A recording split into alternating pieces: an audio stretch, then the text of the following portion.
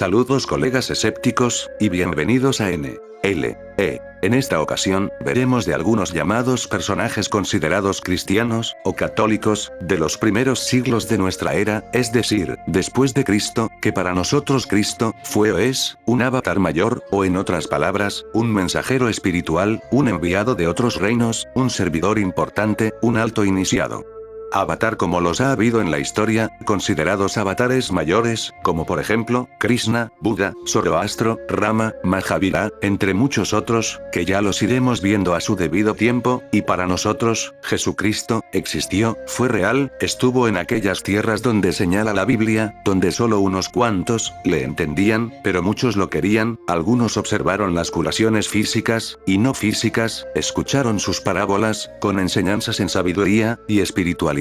Algunos cuantos lo siguieron, hasta el fin, otros querían escucharle, le llamaban rabí, y también iremos viendo a detalle su figura, como los demás avatares, y también existen algunos avatares menores, o raciales. Personas que se interesaron por su figura, sus enseñanzas, su filosofía, su forma de ver la vida, su profundo advenimiento, y en algunos casos hasta de índole energética cósmica, como su denominación, del Cristo. Para los esoteristas, Jesús, es mucho más de lo que nos menciona en palabras tergiversadas, cambiadas, censuradas algunas otras, mal ocupadas, en la Biblia, y por otro lado tenía que ser velado, no tan literal, como lo son las mitologías, no se podían dar estas enseñanzas abiertamente, o literalmente, ¿por qué? Porque se necesita una preparación para que sea mayormente entendida por la comunidad. O para que sea entendida por la mayoría, y no la minoría. Nosotros creemos que tiene que ver con la llamada era de Piscis, y que tiene que ver con un rayo que es el de la devoción, que debería ser un proceso, un escalón, o una estancia diferente, a la de divulgar toda la enseñanza, y este proceso debería dar hincapié, a un paso en la humanidad, que posiblemente sería socavada, mal utilizada, denigrada, ignorada, y hasta pisoteada, por personas con un diferente nivel de proceso, o de conciencia, no se aprecian, y mucho menos, no tienen eco dentro de su interior, o mejor aún, dentro de su alma. Y desde el punto de vista en el canal, fascinante el saber de las religiones, por su contenido velado de la espiritualidad, como también la tienen las demás, la mexicana, la judía, la griega, la hindú, la egipcia, la persa, la celta, etc. Todas tienen un hilo dorado interior.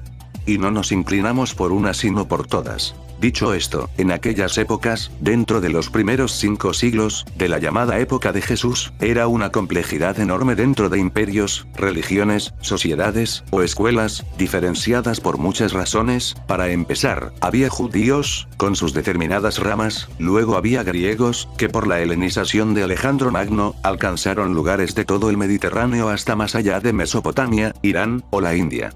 Había romanos, con su imperio en decadencia, que alguna vez era más espiritual que material, y los llamados nuevos cristianos.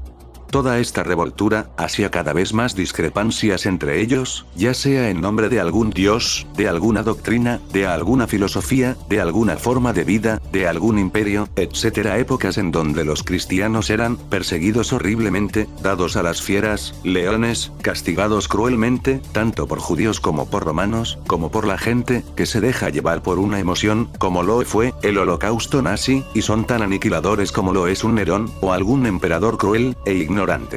Mientras los cristianos eran, como una especie de sociedad, que en realidad ayudaba a la gente, como unos hippies, o Greenpeace, que ayudaban a que las personas no sufrieran tanto, como atenciones médicas, de alimentos, de espiritualidad, de filosofía, de un buen vivir, y de llevarse bien.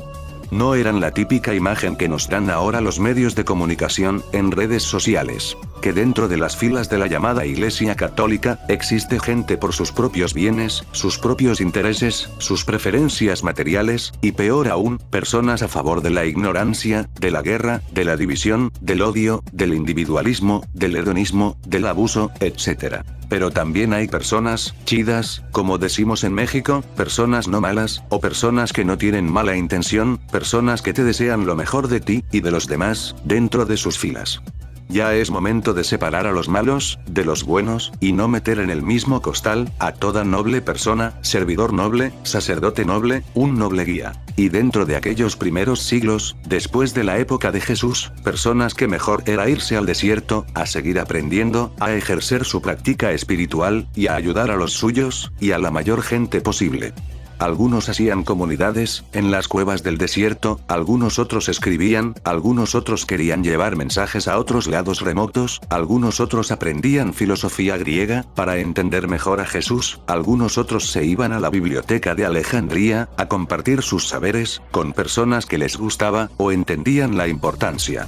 Y estas personas se les denomina los padres del desierto. Con la denominación padres del desierto, padres del yermo, o padres de la Tebaida, se conoce en el cristianismo, a los monjes, ermitaños, y anacoretas, que aproximadamente en el siglo IV, tras la paz constantiniana, abandonaron las ciudades del Imperio Romano, y otras regiones vecinas, para ir a vivir en las soledades de los desiertos de Siria, y Egipto, concretamente en el desierto de Setes, de la provincia romana de Egipto.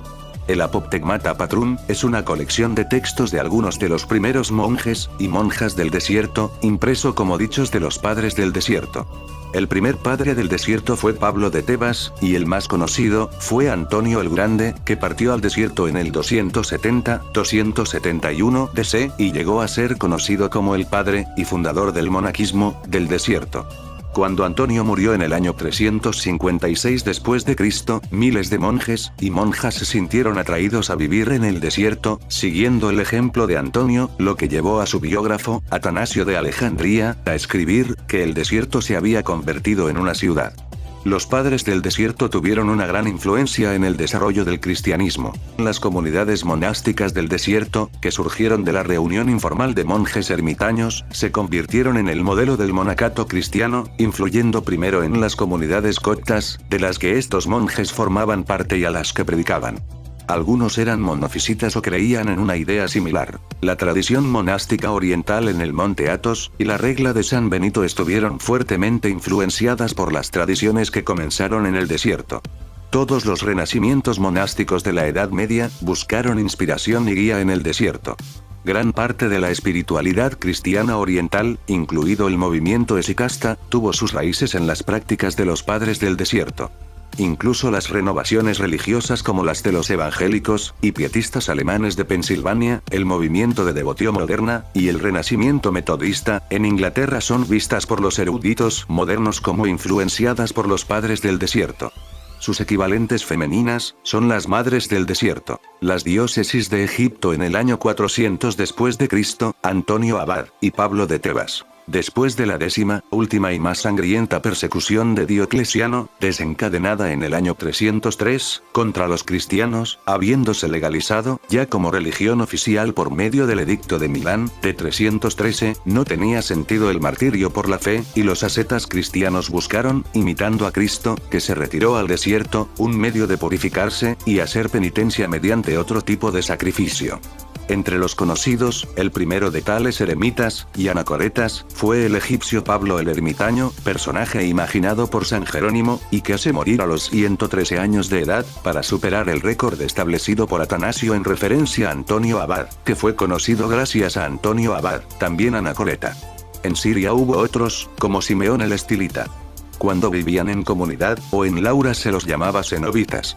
Son principalmente representantes del clero regular, y a veces del secular de la antigüedad tardía, siglos III y IV, que han vivido en comunidad o en ermitas en el desierto de Egipto, fundamentalmente, aunque también hubo algunos en lauras y esquete de los desiertos de Siria y Palestina. Los que han dejado su nombre son a menudo monjes.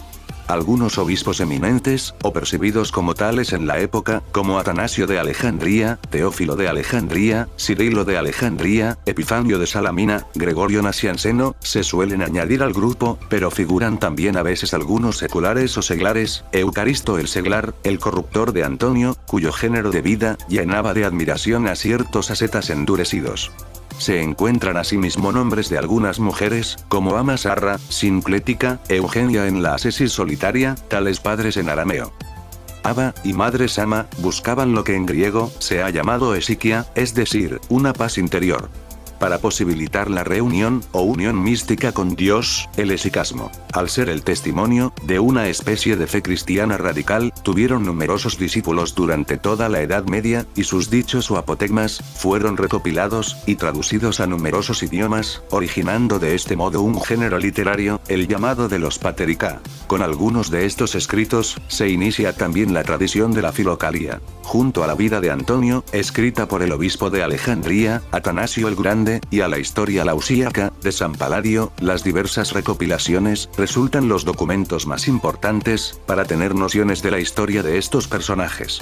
Tal vez las más importantes son los apotegmas de los padres del desierto, o las Vitae Patrum, pero hay asimismo compilaciones más o menos fiables, como el Flos Sanctorum, la leyenda dorada, etc. Algunos de ellos son: Amón el Nitriota, Antonio Abad, Arsenio el Grande, Arsenio el Grande, Atanasio de Alejandría, Besarión Anacoreta, Cirilo de Alejandría, Cristóbal de Lisia, Epifanio de Salamina, Evagrio Póntico, Gregorio Nacianceno, Hilarión, Isidoro de Pelusio, Juan Casiano, Juan de Licópolis, Juan el Enano, Macario de Alejandría, Macario de Egipto, Menas de Egipto o de Alejandría, Moisés el Moro, Onofre, Pablo de Tebas, Pablo el Simple, Pacomio, Pafnucio, Palemón de Tabenisi, Serapión de Alejandría, Simeón el Estilita, Tais de Tebas. Estos son algunos de los llamados padres del desierto, que no eran fanáticos de decidir por dicha o tal por cual religión. Desgraciadamente intereses judíos principalmente, luego los intereses romanos, y luego los griegos. Cada uno por falta de preparación, caían en fanatismos. Tal complejidad de la época, había facciones que se separaban una de otra, unos porque no concebían el nacimiento divino de Jesús, hasta que fue bautizado, otros hasta que fue crucificado. Otros que nunca resucitó, otros tantos, hacían hincapié en el Cristo cósmico, otros que no era de carne, y hueso y era etéreo. Otros que no era judío, otros que, sí lo era, otros que lastimaba las leyes, otros que las reinterpretaba.